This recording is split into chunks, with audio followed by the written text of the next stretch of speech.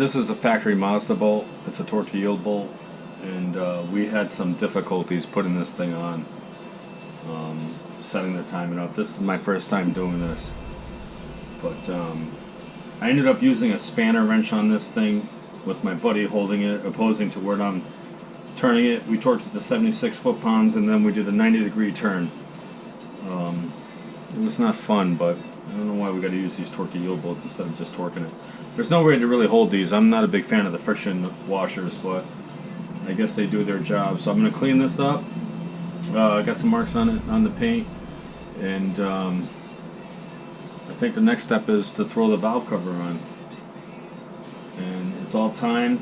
I checked it multiple times, put the plug back in, and then we'll be able to put all the other accessories and things on this that we need to. And eventually we'll get it off the stand. We'll put the clutch on, the rear main seal, the flywheel, and the transmission, and then hopefully we get it back in the car.